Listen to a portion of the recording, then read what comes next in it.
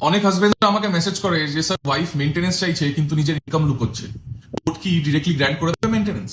আসুন জেনে। Under section 144 of BNSS maintenance grant করা হয় যখন একজন ওয়াইফ নিজেকে মেনটেন করতে পারেন না। এটা একটা স্ট্যাচুটারি কন্ডিশন, কোনো অটোমেটিক রাইট নয়।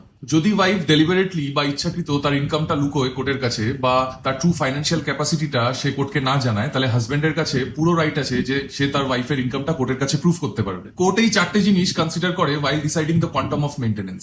আপনার প্রিভিয়াস ব্যাংক স্টেটমেন্টস গুলো কোর্ট দেখতে চাইবে। দ্বিতীয়ত হচ্ছে গিয়ে আপনার ইনকাম ট্যাক্স রিটার্নস গুলোও কোর্ট দেখতে চাইবে। তৃতীয়ত হচ্ছে যে আপনি আপনার লাইফস্টাইল কিভাবে লিড করছেন, সেটা সোশ্যাল মিডিয়াতে কিভাবে দেখাচ্ছেন, সেটাও কোর্ট দেখতে চায়। আর 4 নম্বর হলো যে আপনার প্রফেশনাল বা বিজনেস কোনো এঙ্গেজমেন্টস আছে কিনা, সেটাও কোর্ট জানতে চাইবে। আপনি যদি কোর্টের কাছে ফুল ডিসক্লোজার না দেন বা কোনো কিছু লোকান, তাহলে এটার উল্টো এফেক্ট হতে পারে। তাই রেজাল্ট মেনটেনেন্স কম হতে পারে বা আউটরাইট রিজেক্ট হয়ে যেতে পারে।